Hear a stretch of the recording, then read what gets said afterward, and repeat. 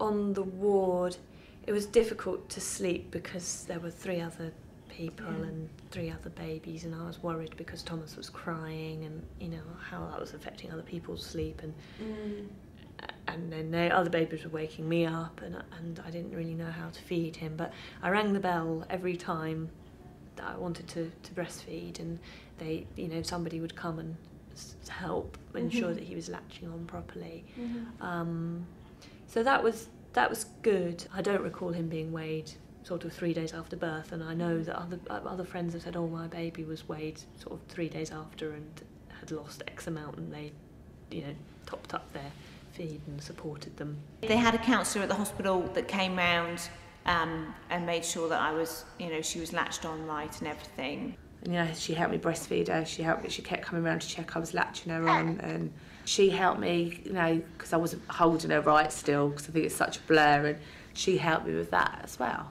So I've been really lucky, I think. The breastfeeding was a bit touch and go in hospital.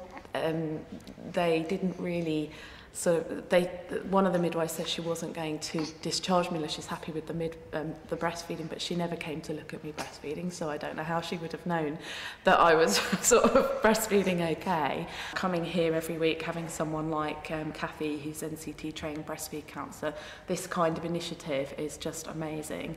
So that's another thing that for me is really important, and if mothers had access to this kind of help, or breastfeed counsellors on the end of the phone, as they do in Brighton and Hove, I think is very good for that. Having spoken to other mothers in other areas don't have that kind of support. So keep that up and don't let it go, you know. That would be my message. They said she had to have formula to top her up because she was little, and this was only a few hours after the birth, so I was a bit dazed and confused and didn't quite know what was going on, and obviously I trust a health professional, and they're like, yep, we've got to give her some formula, and I'd specifically not wanted to introduce any formula to her because I realised that breastfeeding solely for 6 months or so is so much better. They obviously told me they were going to do it, but at the time I was like, well, if that's the right thing for her, then obviously I should say yes, but I didn't really feel like I'd been given a choice to say no to that one. Louise was unable to breastfeed successfully and found that information with regard to formula feeding was lacking. So again, yeah, maybe there needs to be somebody that, if you do end up bottle feeding, that could give you advice. It's like, you know, because we were like, how much do we give him? You know, he was taking more than it said, you know, is that normal, is that right? You know.